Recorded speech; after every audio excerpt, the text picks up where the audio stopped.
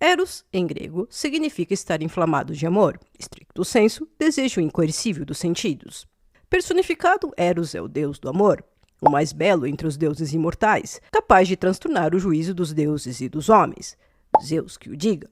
Nas mais antigas teogonias, Eros nasceu do caos, ao mesmo tempo que Gaia e Tártaro.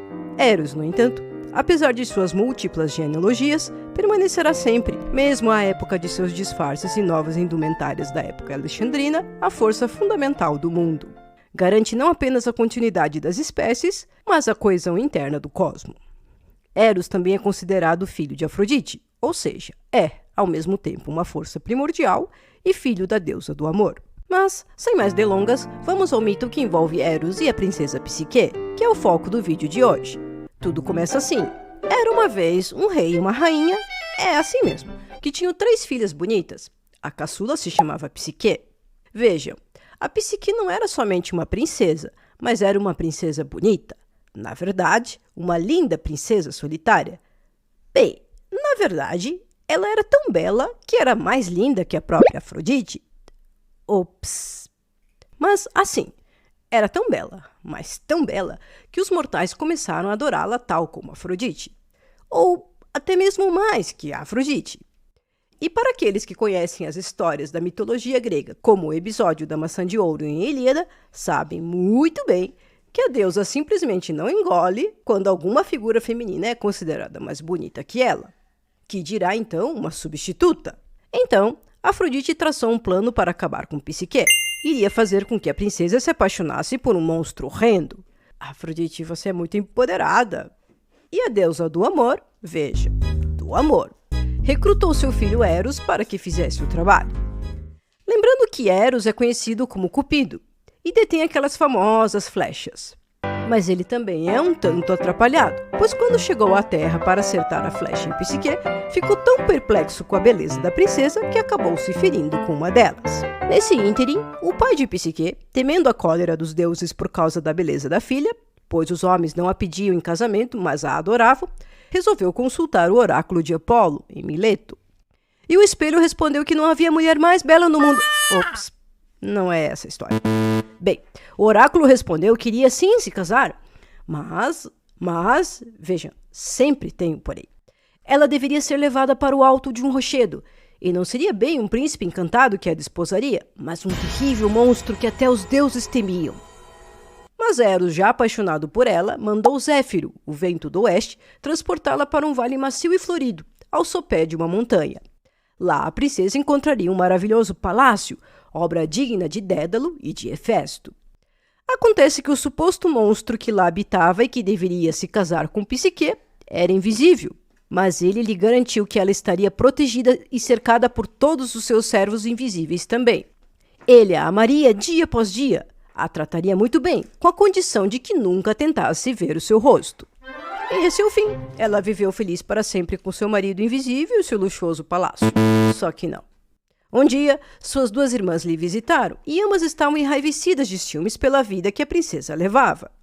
E depois de vários papos, acabaram a convencendo a procurar a identidade de seu marido. E se ele fosse um monstro? Bem, se ele fosse um monstro, que a mãe dele chorasse primeiro e que ela perdesse seu réu primário, o matando antes que ele o fizesse. Naquela noite, então, Psique foi ao quarto do marido, munida com um candeeiro e um punhal para matá-lo.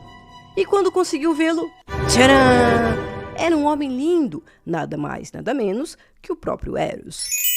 Surpresa e encantadíssima com a beleza de Eros, Psique, acidentalmente, ao tocá-lo, acabou por se ferir com uma de suas flechas.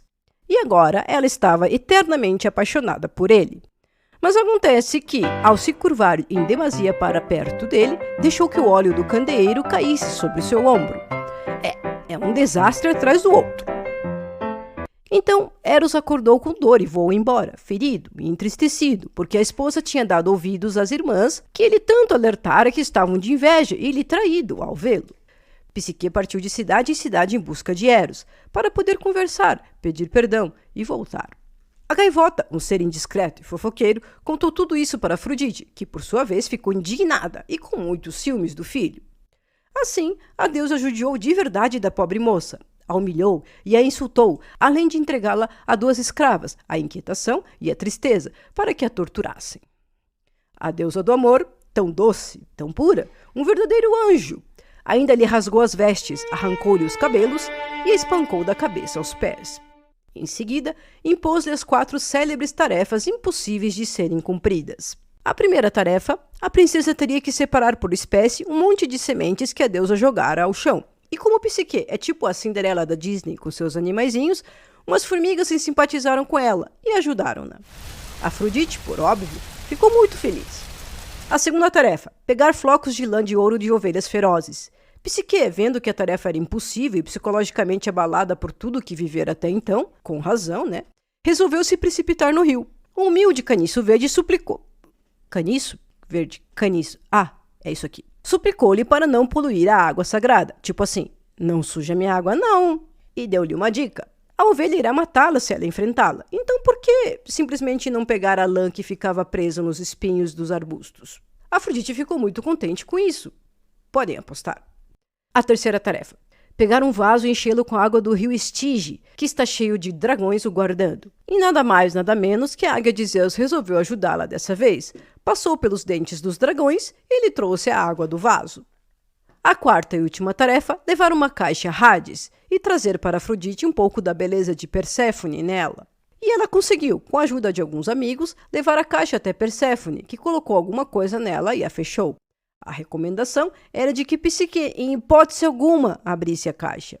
Bem, vocês sabem como é, né? Em hipótese alguma, faça alguma coisa, o que acontece nos contos, a personagem sempre faz o que não se pode fazer.